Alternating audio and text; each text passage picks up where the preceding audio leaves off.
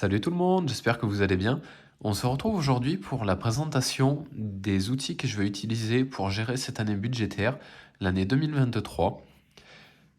Pour celles et ceux qui me suivent depuis un moment, vous connaissez ce classeur-là. C'est le classeur que je vais utiliser pour ranger l'argent liquide que j'utilise au cours du mois. Donc celui-ci aura peut-être vocation à évoluer un petit peu dans l'année. J'aimerais bien changer un petit peu les noms ici pour faire des choses plus jolies sur les enveloppes. Mais ce n'est pas non plus une priorité absolue, on va dire. Donc pour l'instant, il va rester ainsi. Après, il y a aussi eu l'achat au cours de l'année de certains feutres. Alors c'est des feutres permanents pour remplir du coup sur ce classeur-là. Il y a pas mal de choix de couleurs, donc je pense qu'il y aura possibilité de faire des trackers plutôt jolis avec ça.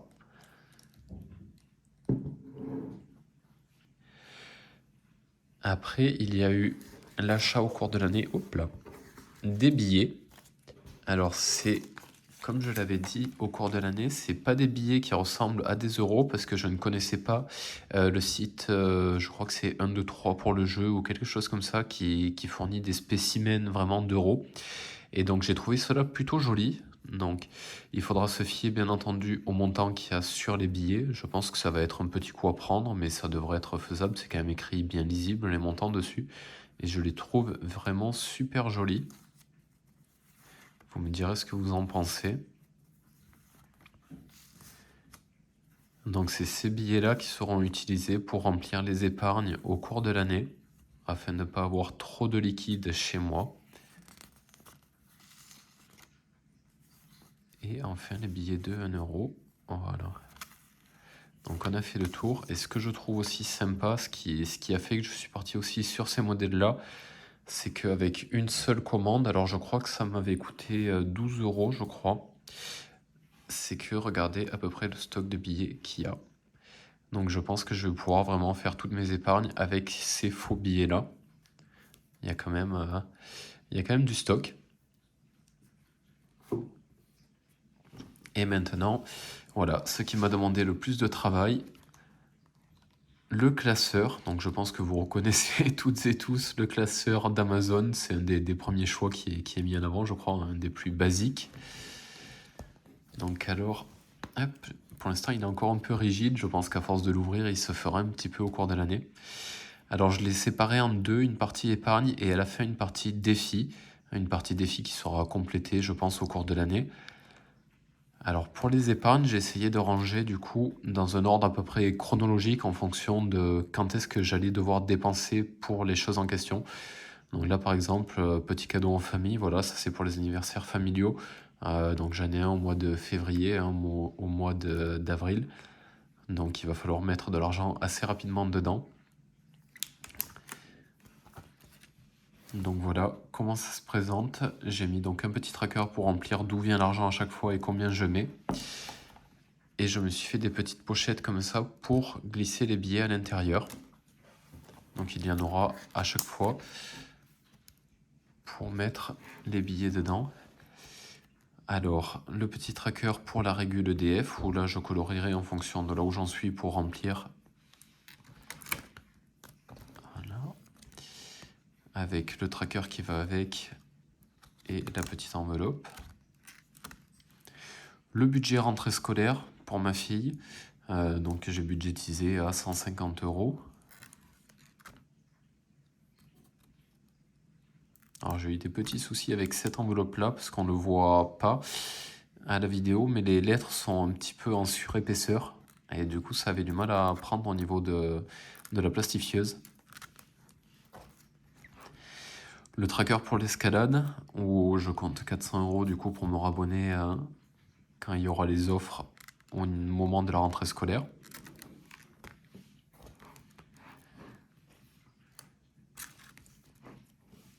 Le tracker du coup pour l'anniversaire de ma fille, où je compte 150 euros cette année. Alors il y aura peut-être plus, ça dépendra un peu de comment se passe cette année financièrement en parlant, à voir un petit peu, étant donné que comme j'avais dit dans une précédente vidéo, j'aimerais bien lui changer son lit, et ça va coûter quand même déjà cher, donc je ne veux pas lui acheter non plus que ça. Donc à voir un petit peu voilà, comment se passe l'anniversaire. 150 €, c'est le minimum à mettre pour cette année. Avec du coup la petite enveloppe. Le budget de Noël, alors j'ai mis défi de Noël, mais j'aurais plutôt pu mettre épargne peut-être, puisque ça va pas être fait en défi, ça va être sur les économies qui vont être faites au cours du mois. Avec pareil le petit tracker et la petite enveloppe. Et là, on arrive sur des épargnes qui sont un peu plus long, enfin, on va dire long terme, où j'ai pas vraiment de date fixe. L'entretien voiture, par exemple, je sais pas trop quand ça va tomber. Normalement, on est censé faire la révision tous les ans. J'ai regardé sur mon carnet d'entretien, il préconise soit tous les ans, soit tous les 25 000 km. Étant donné que je pense faire moins de 12 000 km d'ici un an, je sais pas encore, est-ce que je reporte un peu la révision ou est-ce que tant pis, je la fais vraiment tous les ans, étant donné que je refais que de la moitié du kilométrage qui est préconisé par le constructeur. Donc j'hésite encore un peu là-dessus, du coup voilà, je vais pas non plus me presser de remplir cette enveloppe-là. Et donc je compte un budget de 260 € pour révision ou une éventuelle crevaison. Je pense que ce sera suffisamment avec le tracker, je crois, pour celles et ceux qui connaissent Gaston Lagaffe, qui a apparemment assez plu. L'épargne pour le chat, donc pareil, la terreur en question, Bunny. Je n'ai pas vraiment non plus de date butoir pour remplir cette enveloppe-là. C'est plus une enveloppe de rotation pour pouvoir racheter les croquettes et prévoir éventuellement un passage ou deux chez le veto au cours de l'année. À savoir que là j'y suis allé donc pour sans souci de griffes dans le coussinet, donc ça m'a un petit peu soulagé cette épargne-là que j'avais déjà faite. À voir un petit peu si j'arriverai à remettre suffisamment de côté d'ici à ce que je dois vous recommander des croquettes ou non. Avec le petit tracker du coup et mon ancien chat qui n'est malheureusement plus là, Echo. J'ai trouvé la photo plutôt adaptée étant donné que c'est une épargne aussi qui sert pour le veto et il n'aime pas trop aller au veto en général, donc le chat caché sous le drap, je trouvais ça plutôt adéquat pour cette enveloppe-là. Le budget pour les anniversaires des copains pour ma fille, pareil, alors j'en ai deux qui sont réservés déjà, on va dire, pour la fille de notre ancienne nounou. Alors je sais pas si ma fille sera invitée cette année, étant donné que ça fait un petit peu maintenant qu'elle n'est plus gardée par sa maman. Donc éventuellement un anniversaire là de réservé déjà, et celui pour l'enfant de notre ami bancaire. Ça peut en faire deux, ça me laisse 3 anniversaires, on va dire, dispo pour les copains de l'école. Et je sais pas trop après les dates de naissance de tous les enfants, donc je vais commencer à le remplir petit à petit celui-là, en sachant qu'il y en a déjà 2 qui sont vraiment en fin d'année. Donc c'est pas non plus une priorité absolue de remplir cette enveloppe-là complètement. Je pense que si déjà je mets 60 € en début d'année, ça me laissera le temps de voir venir. Avec le petit tracker du coup. Alors après on retrouve parfois les mêmes styles ici, étant donné que j'avais des chutes en fait par rapport à mes feuilles, donc j'ai décidé de les utiliser pour éviter d'avoir trop de morceaux de papier qui traînent partout. Et là on arrive sur la partie des défis. Alors les défis pour l'instant il n'y en a pas beaucoup. On retrouve le défi des 5 € que je remplirai avec vous afin de me débarrasser de ma vieille feuille que j'utilisais jusque là. Un défi que j'aurais pu doubler en fait, parce que de l'autre côté je n'ai rien mis. C'est vrai que j'aurais pu le faire des deux côtés. Et après je me suis fait un petit défi des 2 €. Alors je suis reparti sur le même style de tracker parce que je le trouvais plutôt chouette en changeant les couleurs un petit peu. Donc un défi des 2 €. Je n'ai pas encore trouvé d'utilité à ce défi-là. Je crois que ça fait dans les 84 € au total, donc ça laisse quand même un budget plutôt intéressant. Et on retrouve un défi des 1 €, pareil, où ce sera fait via la relève tous les 15 jours ou toutes les semaines. Je sais pas encore, est-ce que j'essaie de me remettre aux vidéos toutes les semaines. Donc un défi des 1 € qui fera aussi un petit budget, probablement un budget sorti, et essayer de faire un petit peu quelque chose de fun avec ma fille. Et celui qui fait tâche au milieu de tous les autres, le défi des centimes. Alors celui-là, je me suis pris la tête pendant 2h30, voire 3 heures dessus. Pas moyen de le faire rentrer sur Canva. Je pense qu'il y a des épaisseurs de lignes minimales sur Canva. Je n'arrivais pas à faire rentrer autant de lignes dessus. Et quand j'ai essayé d'importer ce défi-là, enfin ce tableau-là qui vient d'Excel sur Canva, ça m'a complètement tout décalé. Il y avait des chiffres au milieu, par-dessus les lignes. C'était un carnage. Donc au bout de 2h30, 3 heures, j'ai lâché l'affaire. J'ai dit tant pis, celui-là, bah, ça fera juste un petit tracker de suivi. Et donc ça, ce sera vraiment que pour les pièces de centimes, donc de 1 centime jusqu'à 50 centimes.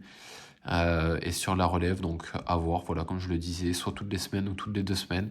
Et j'essaierai de remplir petit à petit, au mieux, jusqu'à arriver à un total de 113,25 €. Donc c'est le cumul de ce qui va là, de 1 centime jusqu'à 1,50 €. J'avais fait un défi à partir de 10 € l'année, donc au cours de cette année, de 2022.